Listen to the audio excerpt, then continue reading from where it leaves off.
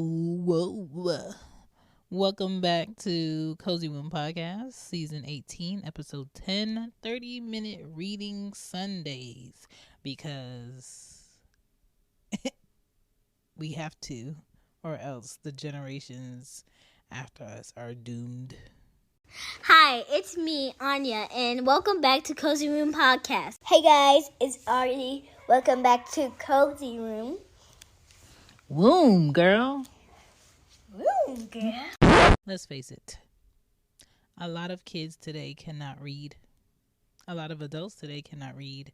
I work with a lot of people who cannot read, comprehend, or speak. Okay? And let alone they cannot read at their age level that they should be at.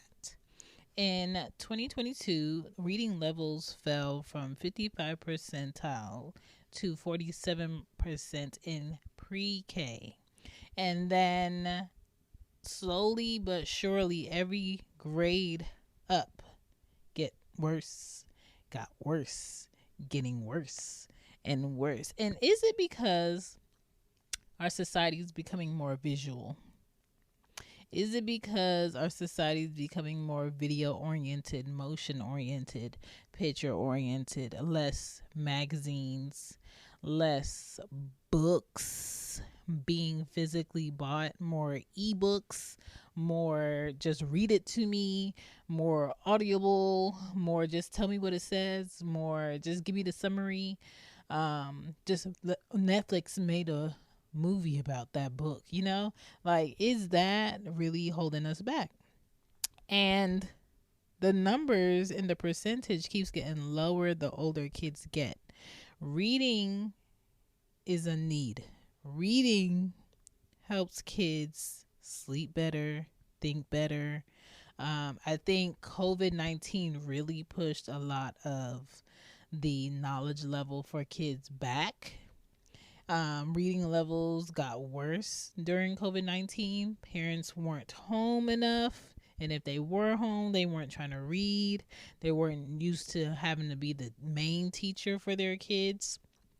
A lot of kids didn't probably go to school like they should online because maybe they didn't have the right resources,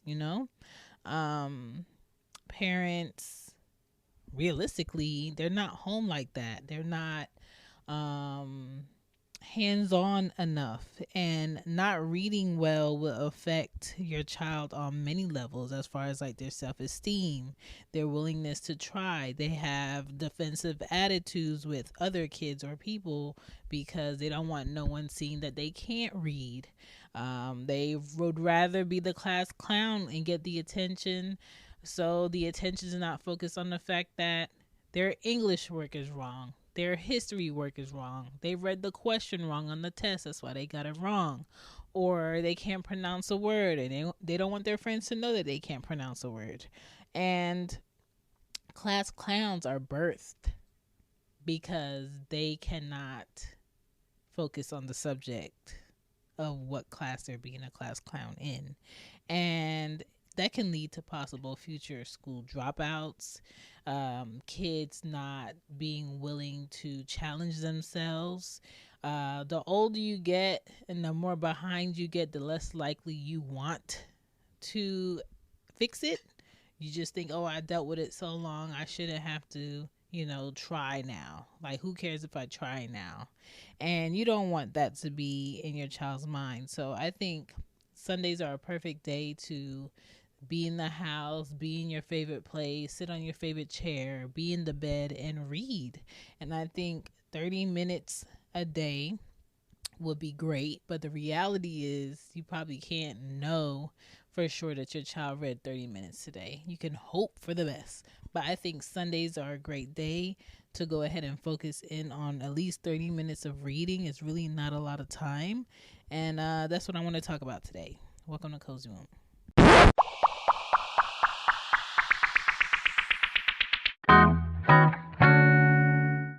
Thoughts. How to spot a child who has issues with reading.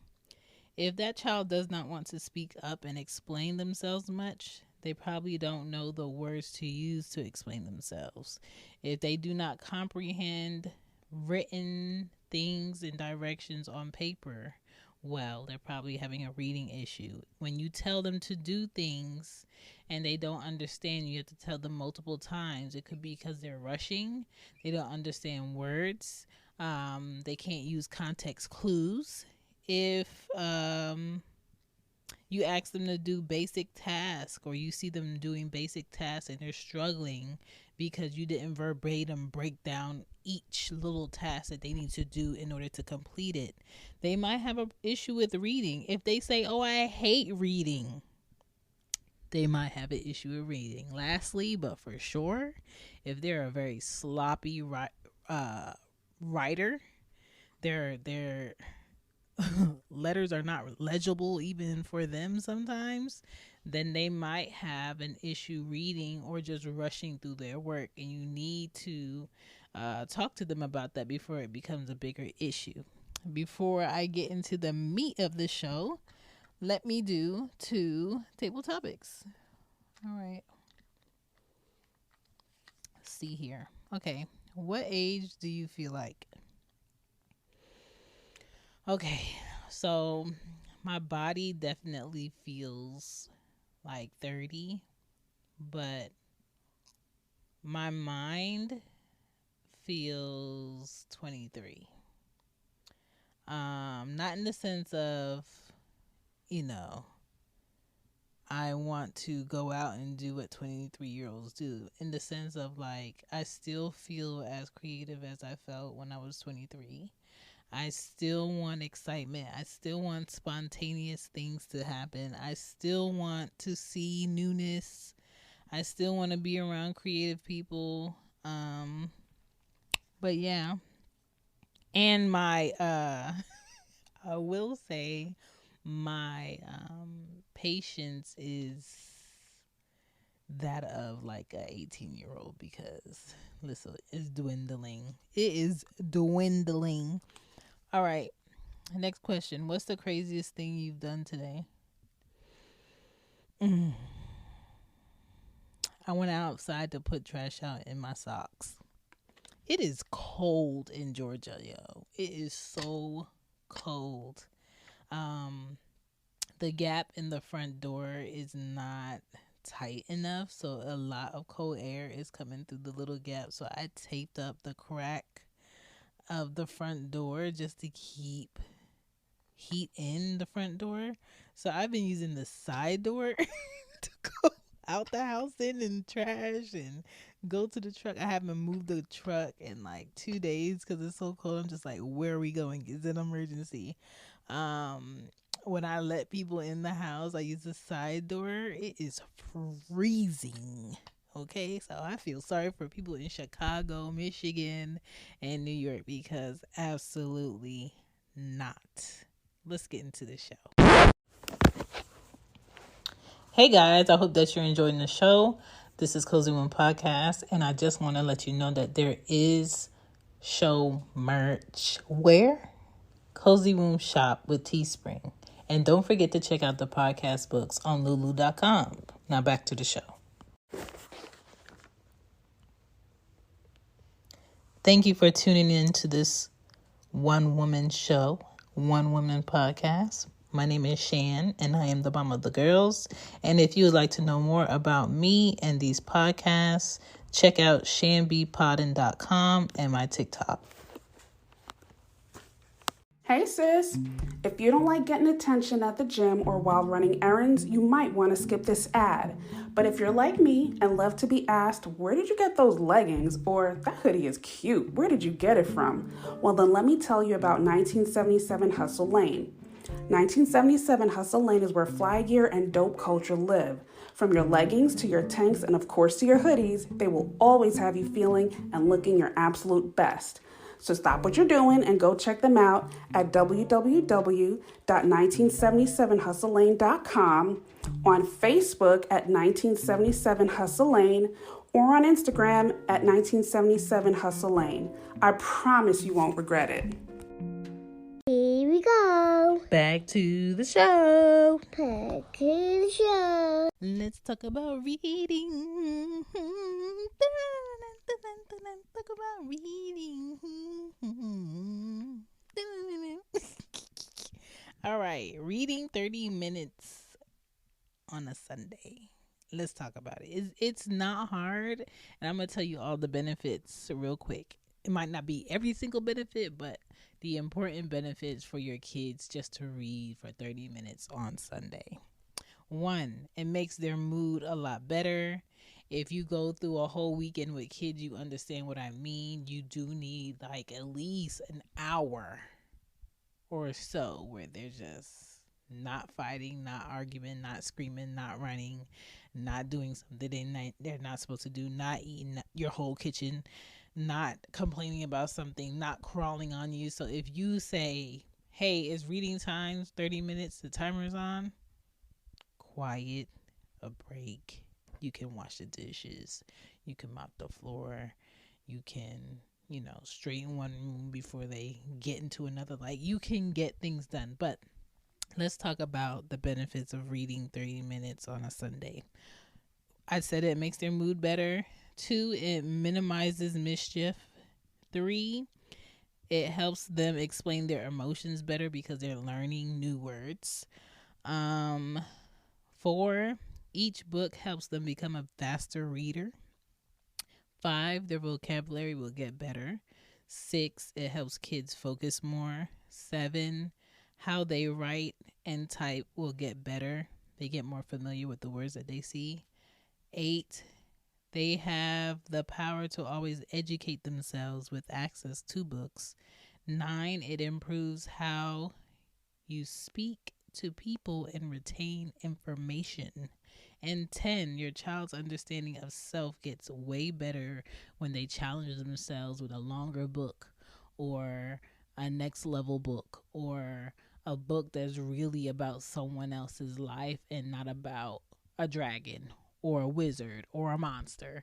Like, it is fun to have books that your child wants to pick out for fun, but it is a game changer for your child to read up on someone who invented something in real life and was successful, or became president, or became a billionaire, and they were probably homeless, and they get to read like their life and really get into the perspective that my life is not horrible compared to the person's life, and look how they turned out. Like, books can really open a window for your kids if you allow them to be in the space to discover all these options and worlds in books.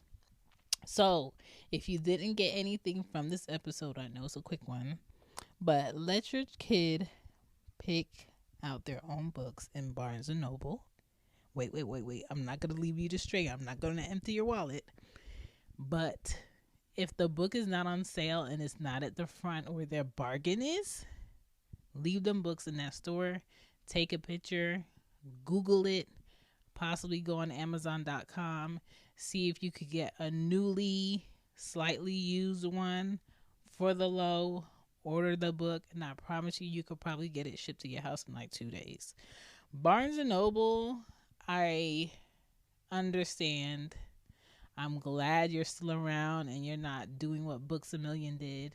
You're not getting out of here like the other bookstores. I appreciate you. But at the same time, the prices that you have for things are slightly ridiculous. Even sometimes Target, the prices that they have for children's books, $20 for a child book? Absolutely not. So I do go to Barnes & Noble probably like once every 2 months with the girls so they can go in the book section, pick out a book that they would want me to order. I Google it, I research it, I put it in my cart on Amazon, and then when I have it, I order it to the house, and boom, I didn't pay a kidney for a book. I did something smart. And that's what I do with the girls. And, stick to allowing them to take a break from the game, from the computer, from the tablet, from the phones, and just have 30 minutes of reading. And if they don't want to read or they're being defiant, have a 30-minute nap. But we're not going to have this back and forth. You could either read or you could take a 30-minute nap. And most of the time, if they choose a nap, you're probably going to get them to sleep longer than 30 minutes. Just saying, okay? Thank you for listening to Cozy Womb Podcast. And if you would like to donate to the show, the link is in the show notes. Peace. I'll check you next Monday. Bye. Bye.